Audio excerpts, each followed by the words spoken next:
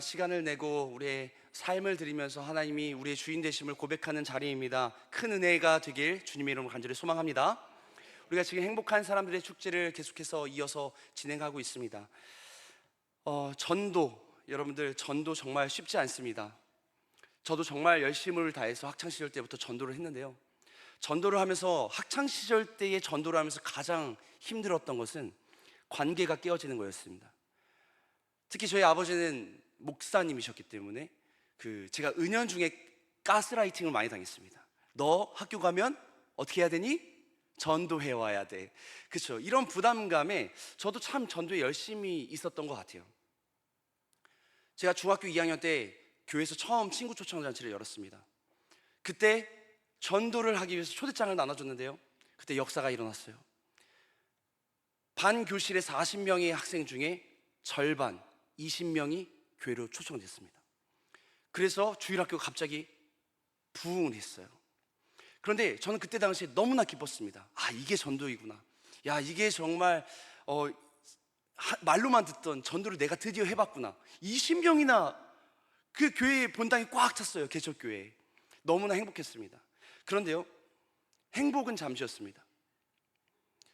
20명이 이제 줄어들기 시작하는데요, 15명, 그 다음 주 되니까 10명, 그 다음 주 되니까 3명, 20명 중에 등록해서 꾸준하게 신앙생활한 친구가 3명입니다. 그것도 너무나 감사한 일이죠, 사실. 그런데 문제는 뭐였냐면, 그 나머지 왔다 간 친구들 중에 저와 관계가 무너진 친구들이 많이 생겼다는 얘기예요. 저는 저 나름대로 와서 등록할 줄 알았던 그런 기대감이 있었는데, 그 친구들이 그 기대에 부응하지 못하고 나오지 않고 뭔가 나를 꺼려하고 부담스러워하는 것들이 느껴지니까 저는 나름대로 배신감이 들고, 그러다 보니까 상처가 되는 거예요. 그러다 보니까 점점 전도가 어려워지더라고요. 여러분, 전도하는 것 쉬운 일 아닙니다. 관계가 깨어지기를 작정하고 전도해야 되고요, 또 때로는 나의 시간과 나의 물질을 다 헌신하고 희생해야만 할 수 있는 것입니다. 복음을 전한다는 것은 단순한 정보를 제공하는 것이 아니고, 그 단 한 사람의 마음속에 하나님의 나라가 임하게끔 하는 영적 전쟁이기에 더더욱 어려운 일인 것 같습니다. 초대교회는 성령의 충만함으로 출발했지만 곧바로 무엇이 있었는가? 박해와 핍박이라는 벽에 부딪히게 됩니다.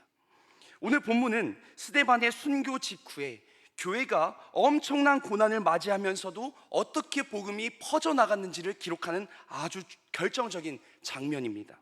특별히 본문 속에 등장하는 빌립의 사역은 우리의 사역의 중요한 모델을 제시하고 있어요. 빌립은 단순히 구제와 봉사에 그치지 않고 복음을 들고 사마리아라고 하는 그 금기의 땅으로 넘어가서 복음을 전했던 사람입니다. 그의 발걸음은 전도의 용기와 순종, 그리고 성령의 역사를 보여주는 지표가 돼요. 오늘 말씀을 통해서 우리 안에 다시 한번 이 복음의 능력이 있는가, 이 복음의 능력이 얼만큼 생동력 있게 살아있는가를 확인하고, 또한 우리의 삶이 생명을 살려내는 위대한 삶이 되기를 주님의 이름으로 간절히 축복합니다.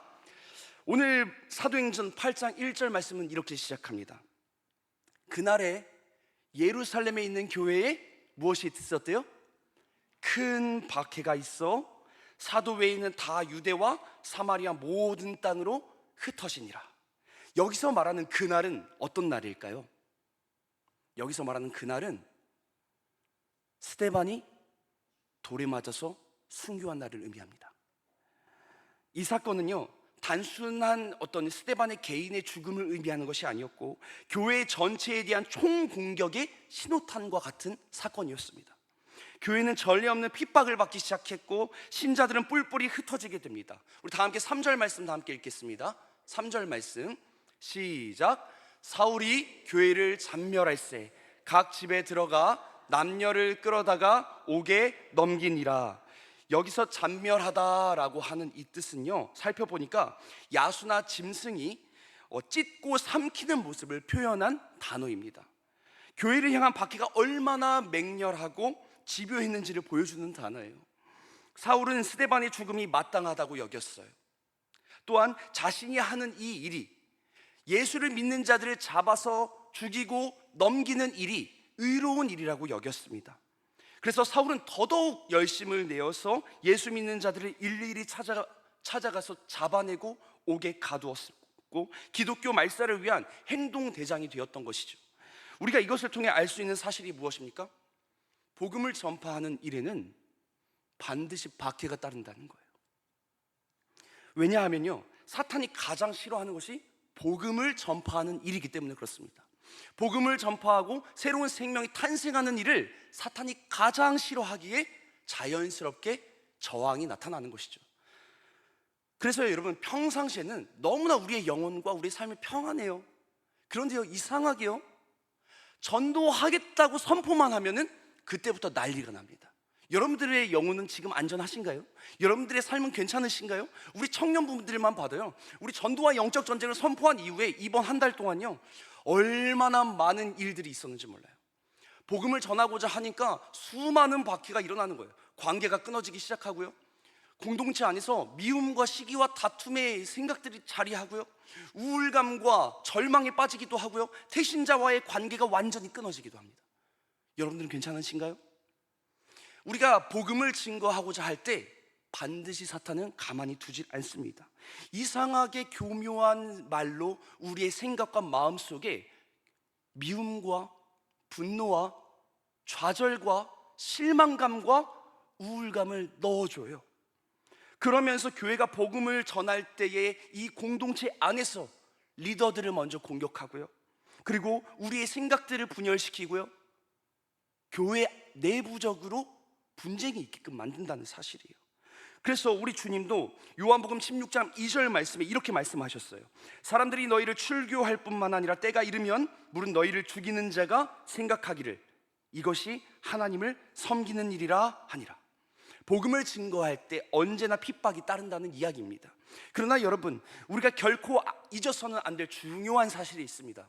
무엇인가? 이 영적 전쟁에서 우리는 이미 승리했다는 사실입니다. 아멘이세요? 왜냐하면요, 우리 예수 그리스도께서 이미 십자가에서 승리하셨기 때문에 그렇습니다. 그 우리의 승리하신 대장 되신 예수님께서 앞장서 계시기에 우린 뒤따르기만 하면 되는 거예요. 비록 핍박과 환난과 많은 어려움이 당한다 할지라도 결과는 같습니다. 복음은 언제나 승리하는 줄 믿습니다. 오늘 본문으로 돌아와서 사울을 중심으로 한 이 박해가 심화되기 시작하고요, 성도들은 박해를 피해서 사방으로 흩어지게 됩니다. 그러나 박해는 결코 복음이 증거되는 것을 막을 수가 없습니다. 오히려 복음 전파를 훨씬 더 원활하게 하는 기폭제 역할을 한다는 사실이에요. 우리 다 함께 4절 말씀 한번 읽어볼까요? 4절 말씀 읽겠습니다. 시작. 그 흩어진 사람들이 두루 다니며 복음의 말씀을 전할세. 아멘. 여러분, 놀랍지 않습니까? 박해 때문에 지금 어떻게 했어요? 성도들이 사방으로 도망가 있는 상황입니다. 흩어지게 됐어요. 그런데 사람들이 사방으로 흩어졌지만 오히려 가는 곳곳마다 이들이 뭐 합니까? 복음을 증거하는 거예요. 박해 때문에 도망가는 상황에서도 도망을 위한 도망이 아니라 복음을 증거하기 위한 도망이었다는 사실이에요. 여러분, 너무나 놀랍습니다. 사탄은 교회를 흩어지게 하려고 하지만 하나님은 이 복음을 퍼뜨리게 하십니다. 할렐루야. 마치 불씨를 꺼뜨리다가 오히려 더 많은 곳에 불씨를 옮겨 놓는 것과 같은 거예요. 우리가 이것을 통하여서 알 수 있는 원리가 있습니다. 무엇인가? 복음은 억압을 받고 핍박을 받고 방해를 받으면 받을수록 능력 있게 전파된다는 사실입니다. 할렐루야. 조선 땅에 복음이 처음 들어왔을 때요, 얼마나 많은 핍박이 있었습니까? 비밀리에 모이며 하나님을 예배했습니다. 예수 믿는다는 이유만으로도 죽임을 당하고 고문을 당했지만 그 복음은 결코 죽지 않았습니다. 오히려 새로운 생명을 낳았고 지금의 대한민국을 만들었습니다. 지금도 중국과 중동 또 북한 땅에서 얼마나 많은 박해들이 일어나고 있습니까? 죽임을 여전히 당하고 있습니다. 그러나 그 핍박이 심한 지역일수록 지하교회와 예수 그리스도를 믿는 비밀 신자들이 상상을 초월할 만큼 많아지고 있습니다. 하나님은 박해마저도 선하게 사용하시는 능력의 하나님이신 줄 믿으시기 바랍니다. 이토록 전능하신 하나님이 지금 저와 여러분들이 하나님 되신다는 사실이에요. 오늘 우리에게 닥친 시련과 어려움도 한편으로 생각하면 복음의 통로가 될 수 있다는 사실입니다. 직장에서, 가족 안에서, 세상 한복판에서 우리가 받은 복음을 전할 때 누군가에게는 생명의 빛이 비치게 되는 거예요. 선하신 하나님을 신뢰하며 기도로 승리하는 우리 승연의 가족들 되기를 주님의 이름으로 간절히 소망합니다. 성도들이 흩어지면서 복음을 증거하는 데에 그 성도 중 한 사람, 빌립 집사님이 등장을 하게 돼요. 오늘 본문 말씀 5절 말씀 한번 읽어볼까요? 5절 말씀 다 함께 읽겠습니다. 시작. 사마리아 성에 내려가 그리스도를 백성에게 전파하니. 아멘. 여러분, 빌립이 누구입니까? 스데반과 더불어서 성령에 충만한 7 집사 중 한 사람이 바로 이 빌립 집사님이었습니다. 빌립 집사님은 원래 교회에서 구제를 담당하는 집사였지만 지금은 집사이자 동시에 전도자로 부름받은 모습을 보게 되는 거예요. 그러면서 사마리아 성에, 사마리아 땅에 들어가는 모습을 보게 됩니다. 여러분들이 잘 아시다시피 유대인들에게 있어서 여러분, 이 사마리아 땅, 사마리아인들은 어떤 곳이었습니까? 어떤 사람들이었습니까? 상종하지 못하는 사람들이었어요. 왜요? 아수르와 혼혈된 혼혈민족이라고 해서 자신들의 정통 민족이 아니다 해서 얼마나 박해가 심했습니까? 그래서 이스라엘 이 유대인들은 사마리아 땅을 밟지도 않았고 사마리아인들과 상종하지도 않았습니다. 그런데요, 유대인인 빌립이 사마리아 땅으로 내려가요. 그곳에서 예수 그리스도가 우리의 구주가 되신다 선포하는 거예요. 상종도 하지 않았던, 그들에게는 구원이 없다고 여기던 유대 민족의 그 인식이 있었음에도 불구하고 빌립은 그것들을 철저하게 깨뜨리고 사마리아 땅으로 가서 복음을 증거합니다. 그때 어떤 역사가 나타나는지 아세요? 수많은 기적들이 나타나는데 우리 다 함께 본문 말씀 6절에서 7절 말씀 읽겠습니다. 다 함께 읽습니다. 시작. 우리가 빌립의 말도 듣고 행하는 표적도 보고 한 마음으로 그가 하는 말을 따르더라. 많은 사람에게 붙었던 더러운 귀신들이 크게 소리를 지르며 나가고 또 많은 중풍병자와 못 걷는 사람이 나으니. 아멘. 많은 귀신들이 떠나가고 중풍병자, 걷지 못하는 사람들이 치유되는 기적을 경험하게 됩니다. 더 놀라운 것은요, 빌립이 전한 이 복음의 메시지, 예수 그리스도가 우리의 구주가 되신다는 이 메시지가 그들의 완악한 마음을 움직이기 시작하는 거예요. 그들이 복음을 받아들이고 예수님을 구주로 고백하면서 예수를 따르는 자들로 변화되는 기적이 나타나게 됩니다. 그리고 본문 이후에 구체적으로 복음을 받아들인 사람 중에서 한 사람이 등장을 하는데 그 사람의 이름이 무엇인가? 마술사 시몬이라고 하는 사람입니다. 이 당시 마술사는 오늘날의 무당과 같은 사람이라고 생각하시면 돼요. 주술적인 역할을 하는 사람이었어요. 그래서 어떤 종교적인 의식이나 주술적인 행위를 통해서 신이나 어떤 초자연적인 존재들과 소통하고 의뢰한 사람들에게 미래를 알려주는 그런 점쟁이와 또 같은 그런 역할을 했던 사람이었습니다. 그래서 사마리아 사람들은요, 지위가 조금 있는 사람 혹은 낮은 사람을 막론하고 이 마술사 시몬을 따랐습니다. 왜요? 그가 말하는 예언들, 그가 말하는 어떤 주술적인 행위를 통해서 나의 미래가 점쳐진다고 생각했기 때문에 그 권위가 상당했던 것 같습니다. 오히려 하나님의 큰 사람이다, 하나님의 일을 하는 사람이다, 이렇게 여겼던 것 같아요. 얼마나 많은 사람들이 따랐으면 자기 자신을 자칭 큰 자라고 표현을 합니다. 그 어떤 것으로도 이 시몬의 교만함을 깨뜨릴 수가 없을 것 같아요. 왜요? 자신의 말이 진리처럼 여겨지거든요. 그러나 이런 시몬에게도 놀라운 변화가 찾아오게 되는데요, 다 함께 사도행전 8장 12절에서 13절 말씀도 한번 읽어보겠습니다. 시작. 빌립이 이름에 관하여 전도함을 그들이 믿고 남녀가 다 세례를 받으니 시몬도 믿고 세례를 받은 후에 전심으로 빌립을 따라다니며 그 나타나는 표적과 큰 능력을 보고 놀라니라. 아멘. 완악하고 교만하고 자기 자신이 진리라고 여겼던 이 마술사 시몬에게도 복음이 전해졌습니다. 그리고 시몬이 바뀌게 돼요.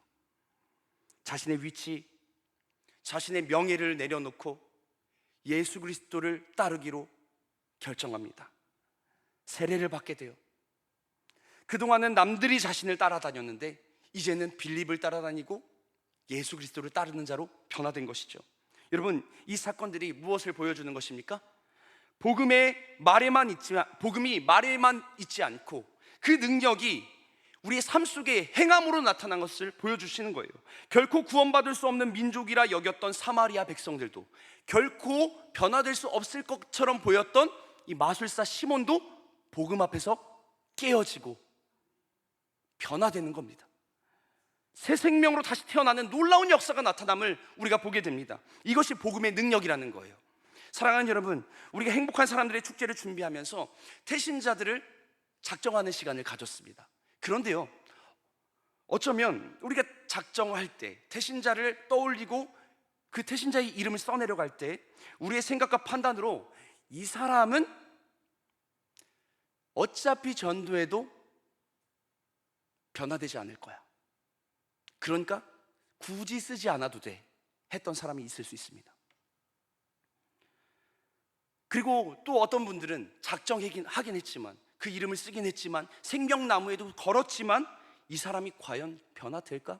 가능성이 없어 보이는데, 주님이 오셔도 이 사람은 변화시킬 수 없을 것 같은데 라는 의심을 가지고 지금까지 태신자를 잘못된 마음으로 품고 계시는 분들이 있을지 모르겠어요.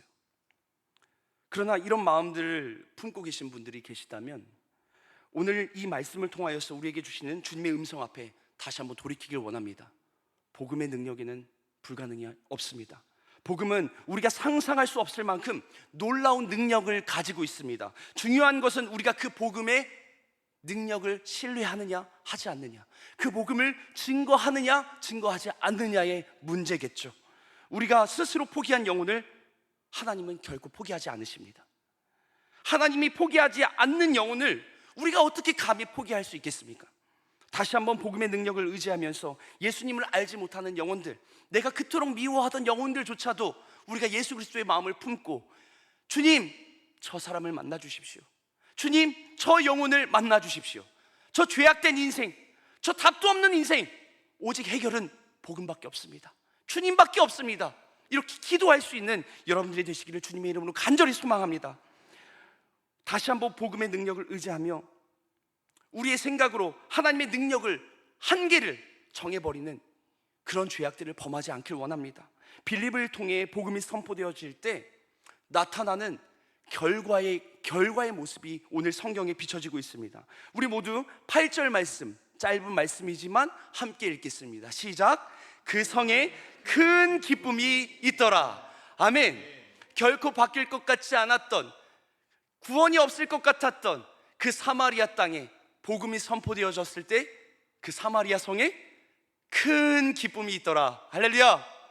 소망 없던 그 사마리아 땅에 큰 기쁨이 있더라. 소망 없던 우리의 삶에 큰 기쁨이 있더라. 소망 없던 태신자들의 영혼에 큰 기쁨이 있더라. 승연교회에 큰 기쁨이 있더라.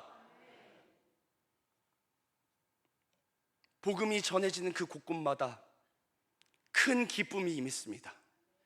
영원한 하나님의 나라가 소망으로 주어졌고 선물로 주어지니 기뻐하지 않을 수가 없었습니다. 더 이상 가난한 게 문제가 아니었어요. 더 이상 내 삶에 부족한 것들이 문제가 아니었어요. 그 부족한 것들을 뛰어넘어 나의 영혼을 채우신 그 하나님의 놀라운 사랑이 그들을 감격하게 했고 기쁘게 했습니다. 돌아가신 외할머니께서요, 좋아하시고 즐겨 부르던 찬양이 있습니다. 예수님이 좋은 걸 어떡합니까? 예수님이 좋은 걸 어떡합니까? 세상에 어떤 것도 비길 수 없네.